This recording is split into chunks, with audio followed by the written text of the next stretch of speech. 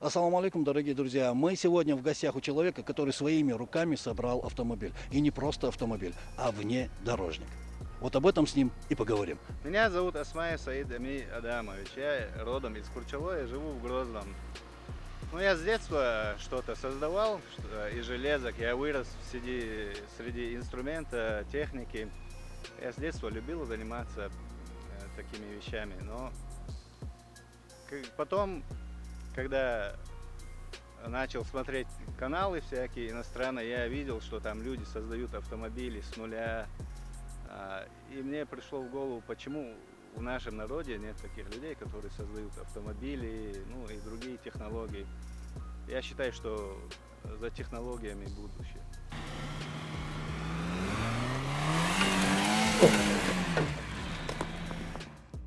Я хотел, может быть, показать пример нашему народу, что мы, чеченцы, тоже можем создавать даже автомобили в обычном гараже. А почему именно внедорожник? Потому что у нас горная республика, и в это время это актуально. У нас люди любят отдохнуть в горах, на природе. Я подумал, что это сейчас востребовано.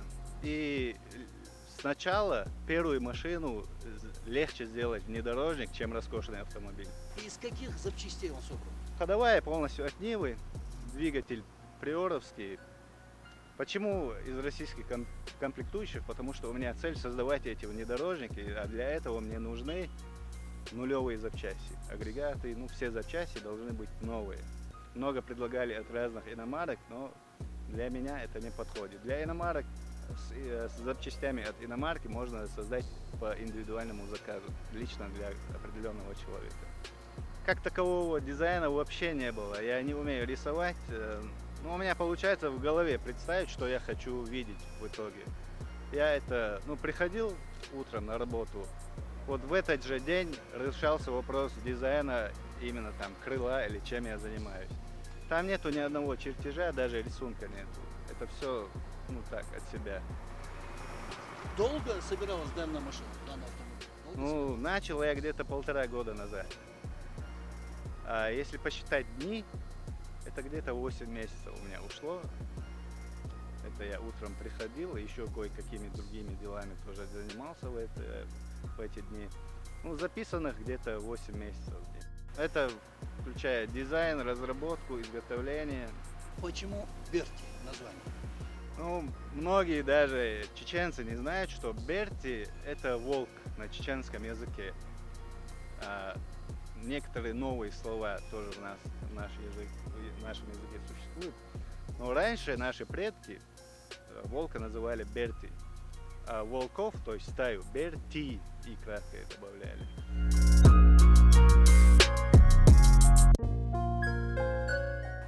Технические данные в плане, если безопасности, сама кабина служит как каркас безопасности. То есть в этой машине дополнительно делать каркас безопасности не надо. Он уже сделан. Если даже машина перевернется, с водителем ничего не случится, если он будет пристегнут. Там стоят спортивные сиденья с боковой поддержкой на кочках, чтобы удобно было сидеть.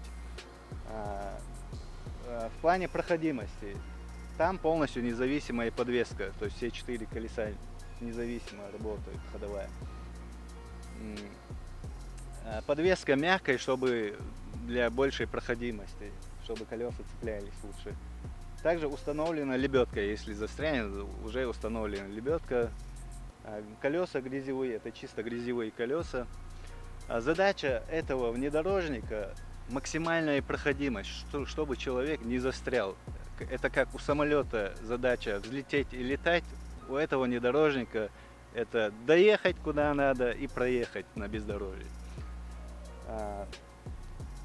Двигатель там стоит приоровский, вся ходовая от Нивы там. То есть это все доступно. Если сломается, это несложно поехать, купить в любом автомагазине в этой стране. Даже если я продам его в какой-то далекий город, там человек не будет переживать, что он не найдет запчасти на него.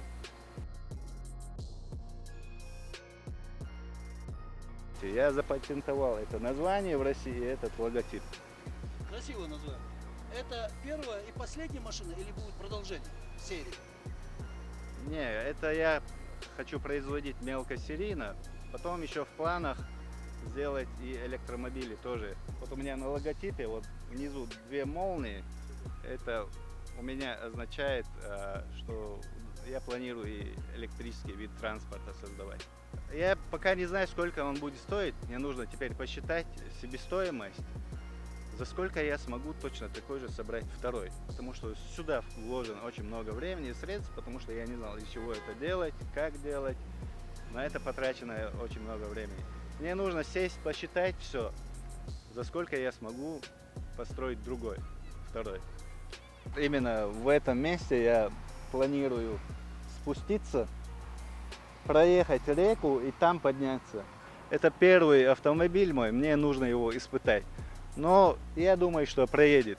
Я взял костюм водолазный, я сам сначала пройду эту реку, замерю глубину, ногами я почувствую, что под ногами, или там, может, там какой-то бетон лежит большой.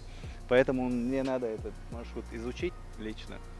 И потом, думаю, не проблема проехать, потому что у меня вот на стойках вот эти две штуки, а эта машина может преодолеть водоем до уровня этих шноркелей. То есть воздух для двигателя этот автомобиль забирает через эти два шноркеля.